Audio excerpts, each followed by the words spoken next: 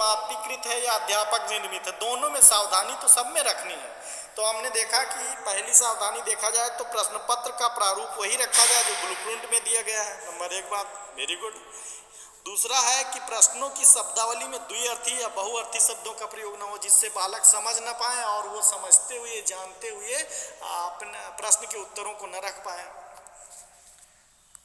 फिर है प्रश्नों के कठिनाई स्तर का ध्यान रखना है, यानी कठिनाई स्तर का ध्यान रखना है, यानी कि बहुत सरल प्रश्न नहीं होने चाहिए, बहुत कठिन नहीं होने चाहिए, औसत होने चाहिए, यानी कि और केवल औसत नहीं होने चाहिए। जैसे हमको मान लीजिए कि प्रश्न रखना है 5 अंक का प्रश्न रख दिया सरल, 15 अंक का औसत रख दिया और कठिन प्रश्न रख दिए 5 अंक के, तो कुल मिलाकर इसका परसेंटेज देखें तो 20% हो गया सरल प्रश्न, औसत प्रश्न 60% हो गया और कठिन प्रश्न हो गए 20%, 5 अंक ये है तो 100 हो जाएगा।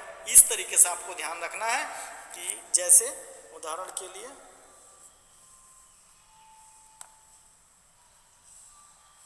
अब देखिए हमने रख दिया 5 अंक और 15 अंक, पेन हम चला नहीं पाते हैं भाई, क्षमा करना।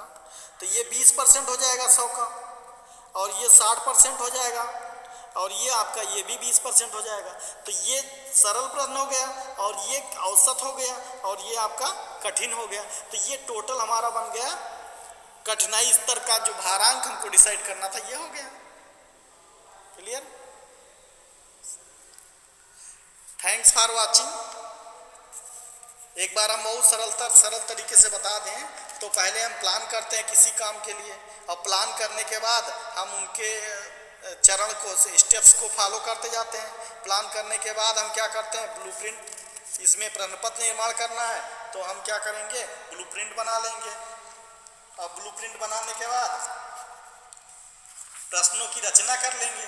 प्रश्नों की रचना करने के बाद हम प्रश्नों को ढूंढ लेंगे, छांट लेंगे किस प्रकार रखा गया है, और उसके बाद हम क्या करेंगे, परीक्षण करेंगे, और परीक्षण के बाद संपादन या अंक निर्धारण करेंगे।